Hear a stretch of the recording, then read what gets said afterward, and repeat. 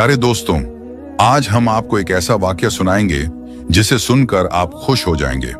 दोस्तों, एक गरीब लड़के ने 70 साल की एक मालदार औरत से शादी कर ली, मगर 7 दिन बाद जब वो सुहागरात के लिए उस 70 साल की अपनी बीवी के पास पहुंचा तो वो उस औरत को देखकर चौंक गया, क्योंकि उस बूढ़ी औरत का अंदाज कुछ ऐसा ही था जो फुर्ती और बदन 18 साल की उम्र में भी नहीं पाया जाता। वो उसके अंदर था, लेकिन करण ने उसके साथ जो किया कोई सोच भी नहीं सकता था। दोस्तों, करण नाम का एक लड़का जिसके ऊपर घर की जिम्मेदारियां दिन पर दिन बढ़ती जा रही थी। बाप की मौत के बाद सारा घर बोझ और जिम्मेदारी अचानक से करण के कंधों पर आ गई थी। उसकी बूढ़ी मां रेखा एक लाइलाज बीमारी से जूझ रही थी। उसके इलाज के लिए तमाम रुपए खर्च किए, जिससे उनकी जमा पूंजी सारी खत्म हो गई। 17 साल की छोटी बहन मनीषा अभी स्कूल में पढ़ती थी। उसकी पढ़ाई, किताबें, फीस सब कुछ बहुत भारी पड़ रहा था। करण की उम्र महज 20 साल थी, मगर जिंदगी की मुसीबतों ने उसे वक्त से पहले ही बहुत जिम्मेदार बना दिया। दिन रात पढ़ाई और मेहनत के साथ छोटा मोटा काम करके किसी तरह घर चल रहा था। उसके चेहरे पर हर वक्त फिक्र की वजह से बदन कमजोर और आंखों के नीचे काले घेरे साफ साफ बता कर रहे थे कि वो अंदर से किस कदर टूट गया है। वक्त से पहले ही उसकी खुशियां, सपने और आजादी छिन गई थी। कर्ज खाहों की धमकियां रोज मिला करती थी। एक दिन वो एक चाय की दुकान पर गया जहां सस्ती चाय मिलती थी। करण सोचने लगा कि चाय पीकर चलूंगा। उसने जेब में हाथ डालकर पैसे निकाले और गिनने लगा। पैसे गिनते हुए अचानक उसकी नजर सामने खड़ी एक औरत पर पड़ी जो उसे बड़े गौर से देख रही थी। वो आंखों से जैसे कुछ कहना चाह रही हो, जिसका नाम बबीता कपूर था। बबीता कपूर कारोबारी दुनिया की जानी मानी हस्ती थी, जो व्यापार के मामले में मशहूर थी। जैसा उनका नाम ऐसा ही काम था। बहुत महंगी साड़ी और महंगे जेवर पहने हुए थे। बबीता कपूर करण से बोली, क्या तुम ही करण मेहता हो? करण ने हैरत से उसकी तरफ देखा और हाँ में सिर हिलाते हुए कहा, हाँ, मैं ही करण मेहता हूं। आवाज सुनकर ऐसा महसूस हो रहा था जैसे वो बहुत थका हुआ हो। बबीता कपूर उसकी तरफ गौर से देखती रही और फिर धीरे से कहा कि मैं जानती हूं कि इस वक्त तुम्हारी जिंदगी में क्या चल रहा है। तुम इस वक्त बहुत परेशान हो। करण ने हैरानी से कहा, मैं कुछ समझ नहीं। वो बोली, मेरा कहने का मतलब है कि तुम्हारी मां की बीमारी, बहन की पढ़ाई और कर्ज, इन सब बातों को लेकर परेशान हो तुम। इतनी मेहनत करने के बावजूद भी सब कुछ वैसा ही है, कोई बदलाव नहीं है। ये सुनकर करण का दिल तेज तेज धड़कने लगा कि एक अजनबी औरत उसकी जिंदगी के बारे में इतना सब कुछ कैसे जानती है। उसने झिझकते हुए पूछा, आप कौन हो और इतना सब कुछ मेरे बारे में कैसे जानती हो? बबीता ने मुस्कुराकर कहा कि अगर तुम चाहते हो कि तुम्हारे दिन बदल जाए तो तुम मुझसे शादी कर लो। ये सुनकर करण के रोंगटे खड़े हो गए। करण ने कहा कि ये तुम कैसी बातें कर रही हो? बबीता ने दोबारा से साफ साफ से कहा कि मैं तुमसे शादी करना चाहती हूं। आखिर 70 साल की बूढ़ी औरत एक 20 साल के लड़के से शादी क्यों करना चाहती है? करण ने कहा, यह कैसा मजाक है? बबीता ने कहा, मजाक नहीं, तुम्हारे लिए एक ऑफर है। अगर कबूल कर लोगे तो तुम्हारी मां का इलाज कराऊंगी और तुम्हारी बहन को भी पढ़ाऊंगी और तुम्हारा सब कर्जा भी चुका दूंगी। इन सब की जिम्मेदारी मेरी। तुम्हें हर परेशानी से आजाद कर दूंगी। तुम्हारी जिंदगी बेहतरीन हो जाएगी। करण के दिमाग में कई सारे सवाल उठ रहे थे। उसने गहरी सांस ली और पूछा कि इसके बदले में मुझे क्या करना होगा? बबीता कपूर ने फौरन जवाब दिया कि इसके बदले में तुम्हें मुझसे शादी करनी होगी, जो लिखित रूप में होगी। शादी के बाद भी तुम्हारी आजादी पर कोई आंच नहीं आएगी। तुम अपनी जिंदगी अपने तरीके से जी सकते हो, लेकिन तुम्हें मेरी कुछ शर्त माननी होगी। बबीता कपूर की बातें सुनने में जितनी आसान लग रही थी, उन्हें मानना उतना ही मुश्किल था। वो उसकी बातों को सुनकर वहां से चला गया। बबीता कपूर भी अपनी महंगी गाड़ी में बैठकर चली गई। कुछ दिन तो गुजर गए, लेकिन वो अपने परिवार की हालत के सामने मजबूर हो गया और कर्ज वालों ने रात दिन का जीना हराम कर दिया था। और सोचने लगा, अगर मैं उस अमीर दौलतमंद औरत की बात मान लूं तो मेरी मां की जान बच सकती है और मेरी बहन की जिंदगी भी संवर सकती है। वो बहुत बेबस होकर बबीता के पास पहुंचा और उसकी सारी शर्तें मानकर करण ने उससे शादी कर ली। कुछ गवाहों की मौजूदगी में जरूरी कागजों पर उन दोनों के दस्तखत हुए और दोनों की शादी सादगी से हो गई। पहली बार उसने किसी हवेली में कदम रखा था। उसके दिल में अजीब सी घबराहट हो रही थी। करण को यकीन नहीं हो रहा था कि उसकी शादी दुनिया की अमीर तरीन औरत से हो चुकी है। अब ये हवेली उसे ऐसी लग रही थी जैसे किसी राजा का महल हो। उसने हवेली के चारों तरफ देखा तो उसकी आंखें खुली की खुली रह गईं। आलीशान फर्नीचर, ऊंची छतें, संगे मरमर के चमचमाते फर्श, दीवारों पर महंगी सजावट का सामान। जितनी आलीशान हवेली थी उसमें उतना ही चहल पहल थी। करण समझ गया था कि ये आम औरत नहीं है। वहां के नौकर चाकर भी बबीता के हर हुक्म का इंतजार कर रहे थे। बरसों पुराने नौकर भी बबीता के सामने अपनी नजरें नीचे झुकाए रहते थे। बहुत सारी खूबसूरत लड़कियां उस महल में नौकरी करती थीं, लेकिन अगर करण उनसे कुछ पूछता तो थोड़ा सा जवाब देकर चुप हो जाते। कहीं नए बाबूजी को कोई बात बुरी ना लग जाए। ऐसा महसूस होता जैसे हवेली में बरसों से खुशियां खुशियां हों। रात के अंधेरे में ऐसा लगता हर वक्त लड़के लड़कियां करण के हुक्म का इंतजार करते थे, लेकिन फिर भी उसे न जाने अजीब सी घुटन हो रही थी। लेकिन जब वो मुड़कर देखता तो सन्नाटे के अलावा कुछ भी दिखाई न देता। दिन गुजरते गए। धीरे धीरे करण को हवेली का सबसे बड़े राज के बारे में पता चला। हवेली की दूसरे मंजिल पर एक बहुत बड़ा और भारी दरवाजा था जो हमेशा बंद रहता। उस दरवाजे पर एक बड़ा मजबूत ताला लगा हुआ था। उस दरवाजे की बहुत कड़ी निगरानी थी। करण सोचने लगा कि दरवाजे के पीछे क्या है, इसका राज क्या है। इतना बड़ा और भारी भरकम ताला लगाने के बावजूद भी निगरानी में है। करण के दिमाग में कई सारे सवाल उठ रहे थे। उसे शक होने लगा कि इतनी चमकती हुई हवेली के बीच इस अंधेरे कमरे में क्या है। करण और बबीता का रिश्ता शुरू से ही मोहब्बत वाला जरूर था, लेकिन करण अभी तक उसके साथ उसके कमरे में नहीं सोया था। बबीता चाहती थी कि करण मेरे कमरे में मेरे साथ सोए, लेकिन वो ये भी चाहती थी कि अपनी खुशी से मेरे पास आए ना कि कोई जबरदस्ती से। दोनों को एक दूसरे से लगाव नहीं था। बबीता तो करण आपको बहुत चाहती थी, लेकिन करण बबीता की तरफ देखना भी गवारा न करता था। बबीता कपूर ज्यादातर अपने काम में मशरूफ रहती। जब भी दोनों एक दूसरे से बात करते तो बात शुरू होते ही खत्म हो जाती। यानी बबीता तो उसका हालचाल पूछती, लेकिन कारण कुछ जरूरी बात हो तो करता, वरना चुप हो जाता। बबीता रोजाना करण के साथ ही टेबल पर बैठकर खाना खाती थी। किसी चीज के बारे में दोनों एक दूसरे से कुछ ना कहते और ना ही दोनों ने कभी एक दूसरे के परिवार वालों के बारे में जानने की कोशिश की। ऐसा लगता मानो दोनों की दुनिया अलग अलग हो। एक बार रात का वक्त था। हवेली में सन्नाटा पसरा हुआ था। करण अपने कमरे की तरफ मुड़ा, तभी अचानक उसकी नजर हवेली के एक दूसरे हिस्से पर पड़ी, जहां उसे रोशनी दिखाई दी। ये देखकर वो वहीं ठहर गया। उसने देखा कि ये रोशनी बबीता के रहने वाले कमरे से आ रही थी। ये कमरा हवेली के सबसे बीच वाले हिस्से में था। बबीता के अलावा किसी और को वहां जाने की इजाजत नहीं थी। बबीता तो करण को अपने कमरे में बुलाने के लिए बेकरार थी, लेकिन करण ने कभी भी उस कमरे में जाने की कोशिश नहीं की। वो अपने आप को जबरदस्ती रोक लिया करता था। लेकिन एक कमरा और था जिसके ऊपर मजबूत ताला लगा हुआ था। वो उसमें जाने की कोशिश करता, लेकिन कोई ना कोई रोक लेता था और कहता, बाबूजी उस कमरे में जाना माना है। करण हैरानी से पूछता, ऐसा क्यों? लेकिन पलटकर कोई जवाब ना मिलता। एक दिन रात को उसने धीरे धीरे कमरे की तरफ कदम बढ़ाए। वो दरवाजे के पास पहुंचा और कान लगाकर सुना कि बबीता किसी से बात करती, और जिस अंदाज में वो बात कर रही थी उसे सुनकर करण का दिल जोर से धड़कने लगा। वो समझ नहीं पा रहा था कि ऐसा क्या राज है जो बबीता की जिंदगी से जुड़ा हुआ है, लेकिन अब उसे यकीन हो गया था कि बहुत कुछ ऐसा है जो उससे छुपाया गया। उसके दिमाग में कई सारे सवाल थे कि आखिर ऐसी क्या बात है कि बबीता ने सबसे छुपा कर रखी। क्यों वो किसी को इस कमरे में नहीं आने देती? वो खामोशी से दरवाजे पर खड़ा रहा। करण अपनी दिल की धड़कनों को थामने की कोशिश कर रहा था। उसके दिल में अजीबोगरीब ख्यालात आने लगे कि जिस शादी को उसने समझौता समझकर अपनाया, उसके पीछे कोई बड़ी साजिश तो नहीं, या फिर कोई राज है। उसने इस हवेली के हर राज से पर्दा उठाने की ठान ली। करण ये सारी बातें सोचते हुए अपने कमरे में आ गया।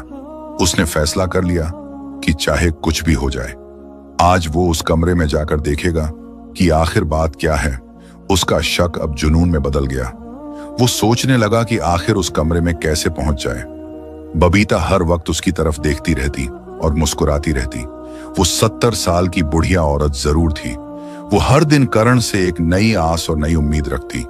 अब वो सोचने लगा, इस औरत से बात करनी चाहिए, वही मुझे इस कमरे के राज से वाकिफ करा सकती है। हवेली के सुनसान अंधेरे में सिर्फ और सिर्फ घड़ी की टिक टिक की आवाज आ रही थी। रात के तीसरे पहर में कर्ण उस कमरे में जाने के लिए तैयार हो गया। उसने बबीता की एक खास नौकरानी, जो 19 साल की एक बहुत ही खूबसूरत लड़की थी जिसका नाम मीरा था। करण ने मीरा से बात की और उससे गुजारिश की कि मुझे अपनी बीवी बबीता से मिलना है। मीरा इजाजत लेने बबीता के पास गई। मीरा के अलावा कोई बबीता के पास नहीं जा सकता था। जैसे ही मीरा ने बबीता को करण की ख्वाहिश जाहिर की, बबीता खिल उठी और उसने मीरा के हाथ चूमे और कहा, जल्दी से भेज दो। मीरा ने करण को जाने की इजाजत दे दी। करण एक 22 साल का खूबसूरत हट्टा कट्टा नौजवान था। उसने जाकर बबीता के दरवाजे की घंटी बजाई। बबीता ने दरवाजा खोला और दिल खोलकर उसका स्वागत किया। करण भी सोच रहा था, जब तक इसे खुश नहीं करूंगा, अपना नहीं बनाऊंगा, तब तक राज जाहिर कैसे होगा। कमरा गुलाबों की खुशबू से महक रहा था। बबीता खड़ी थी, चेहरे पर चमक, आंखों में मोहब्बत। करण जैसे ही कमरे में दाखिल हुआ, उसका दिल धड़कने लगा। करण धीरे से हैरानी में बोला, बबीता जी, आप तो 18 साल की सी लग रही हो, ये कैसे हो सकता है? बबीता मुस्कुराई। एक चमक उसके चेहरे पर थी। वो धीरे धीरे करण के पास आई और बोली, प्यार में उम्र नहीं होती करण जी। औरत जब सच्चा प्यार करती है तो उसकी रूह जवान हो जाती है। मैंने तुम्हें सिर्फ अपने माल दौलत और हवेली का वारिस नहीं बनाया, दिल का भी मालिक बनाया है। कमरा अब पूरी तरह मोहब्बत की नमी से भीग चुका था। करण बिस्तर के पास बैठा था और बबीता उसके पास आकर धीरे से बैठ जाती है। दोनों के बीच एक चुप्पी है, मगर वो चुप्पी बोझिल नहीं, मीठी है। बबीता कहती है, कभी सोचा नहीं था कि मेरी जिंदगी की इस उम्र में कोई मेरी आंखों में इस तरह देखेगा जैसे तुम देख रहे हो। करण भी धीरे से बोला, कभी सोचा नहीं था कि आपकी आंखों में इतनी गहराई होगी कि मैं अपने सारे सवाल भूल जाऊंगा। बबीता जी, आज मैं तुम्हारा हूं, सिर्फ तुम्हारा। बबीता की आंखों में हल्का सा पानी और होंठों पर प्यार बोली, मैंने बहुत कुछ खोया है इस मोहब्बत के इंतजार में। जवानी चली गई, रिश्ते भी, पर दिल आज भी धड़कता है। करण उसका हाथ थाम लेता है। दोनों की हथेलियों के बीच की गर्मी में एक नई शुरुआत की लौ जल उठती है। करण ने कहा, बबीता जी, मुझे माफ करना। मैं जानता हूं मैं पहले तुम्हारे करीब नहीं आया, लेकिन आज जब मैं तुम्हारे सामने हूं तो सब कुछ सच्चा लगता है। तुम बहुत अच्छी लगती हो। बबीता धीरे से उसके कंधे पर सिर रखती है और कहती है, औरत को जब उसका मर्द अपना कहता है तो वो उम्र से नहीं, सिर्फ उस लम्हे से बन जाती है। बस इसी लम्हे में रहो करण, और मैं तुम्हें वो प्यार दूंगी जो कभी किसी ने तुम्हें नहीं दिया होगा। करण उसकी आंखों में देखता है, फिर उसके माथे को चूमता है। एक लंबी सांस लेकर कहता है, आज मैं तुम्हारा हूं, बिना शर्त, बिना सवाल। बाहर बारिश होने लगती है। हवाओं में गुलाब की खुशबू फैलती है। रात गहराती जा रही थी, मगर कमरे में वक्त जैसे थम सा गया था। हल्की लाइट की लौ अब धीमे धीमे डगमगा रही थी, लेकिन करण और बबीता की नजरों में अब एक गहराई थी, भरोसे की, मोहब्बत की। करण ने बबीता का हाथ अपने सीने पर रखा और कहा, सुनो, ये धड़कन अब तुम्हारी है। जब तक ये चलेगी मैं तुम्हारा रहूंगा। बबीता की आंखों में चमक थी, और उस चमक में जवानी नहीं, एक सच्चे प्यार की रोशनी थी। वो करीब आई, उसके सीने पर माथा सर रखकर बोली, मैंने अपने जीते जी बस 2 बार जी भर के सांस ली है। एक जब तुमने मुझे अपनी बीवी कहकर पुकारा, और अब जब तुमने मुझे अपना कहा। करण ने उसके बालों को धीरे धीरे सहलाया, जैसे उसकी हर झुकी लट में मोहब्बत की कसम दे रहा हो। बबीता के होंठ कांपे, मगर बात सिर्फ एक निकली, आज मेरी ख्वाहिश पूरी हो गई। आज मेरे दिल के हर खाली कोने में तुम बस गए हो। करण मुस्कुराया। उसकी आंखों में वो मासूमियत थी जो सिर्फ पहली मोहब्बत में होती है। वो बबीता के इतने करीब हो गया कि सांसें भी अलग न लगें। फिर फुसफुसाकर करण ने कहा, अब मेरी जिंदगी के हर दिन का मतलब सिर्फ तुम हो। मैं तुम्हारे बिना बिल्कुल अधूरा था, ये आज समझ में आया है। उस रात दोनों ने कोई वादा नहीं किया, कोई कस्में नहीं खाई, क्योंकि उनकी खामोश नजरों ने सब कुछ कह दिया था। कमरा अब सिर्फ एक जगह नहीं था, वो अब उनकी मोहब्बत की दास्तान बन चुका था। बाहर हवाओं में एक अजीब सी मिठास घुल रही थी। करण को लगा वो तो बस रात जानने आया था, मोहब्बत तो अनजाने में ही हो गई। मगर मोहब्बत यहां एक तरफा नहीं थी, बबीता ने पहल कर दी। वो उसके करीब आई और उसके होंठों पर उंगली रख दी। अब कुछ मत कहो, बस महसूस करो। करण की आंखें हैरान थीं, जैसे वो 70 की नहीं, कोई 18 साल की पहलवान लड़की सामने हो। हर हरकत में जोश, उसके हर छूने में भूख, जैसे बरसों की भूखी हो।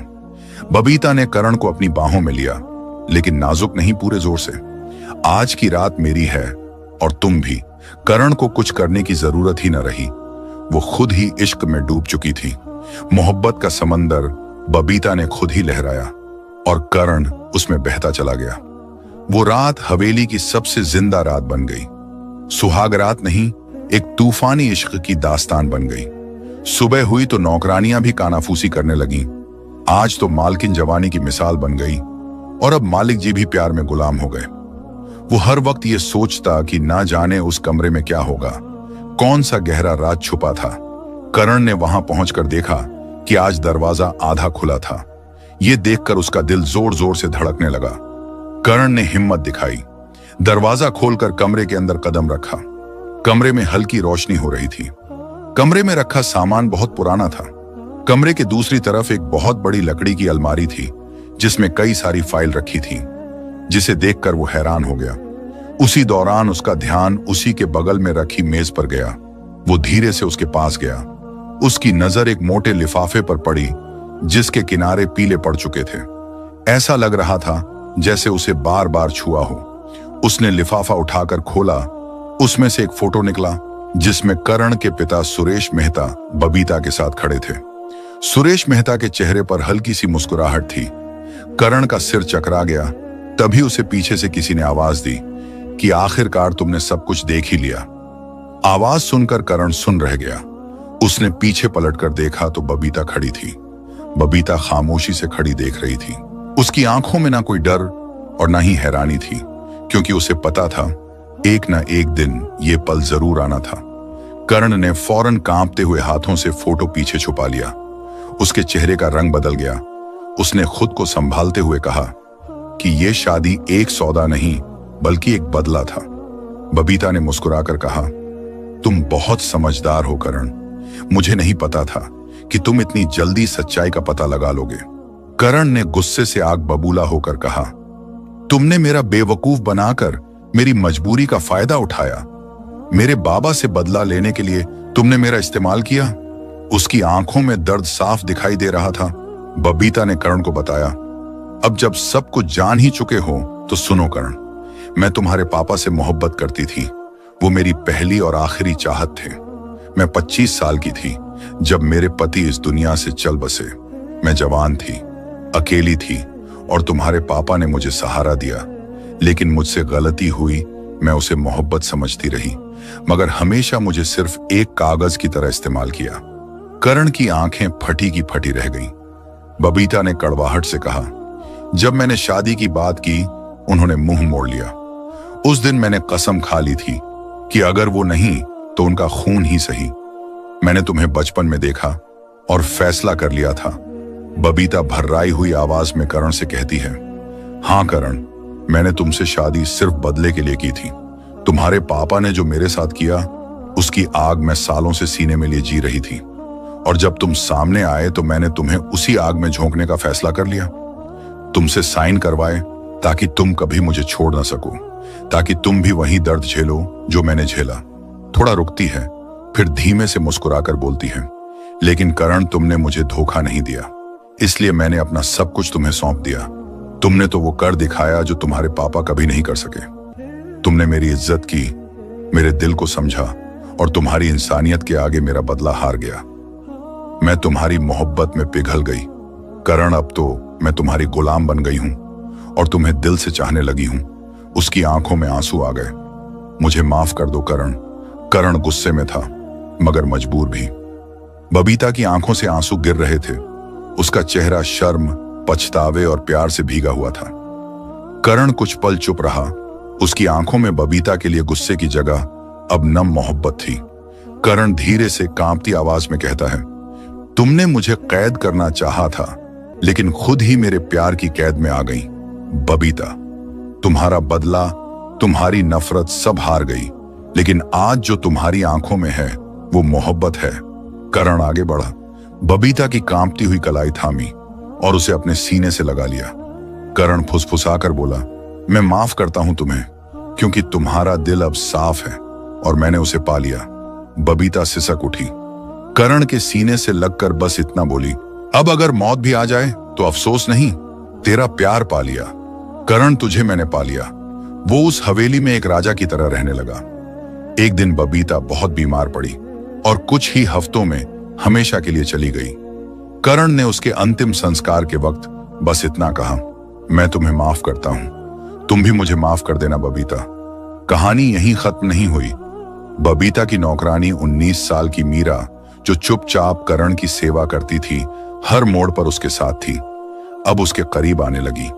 धीरे धीरे दोनों का रिश्ता परछाइयों से निकलकर रोशनी में आ गया। करण ने मीरा से शादी की और अब हवेली उसकी थी, मगर अकेली नहीं। उसकी माँ और बहन अब उसी महल में थीं, जहां कभी बबीता का अधूरा इश्क गूंजता था। अब वहां मीरा की मुस्कान और करण की सुकून भरी जिंदगी बस चुकी थी।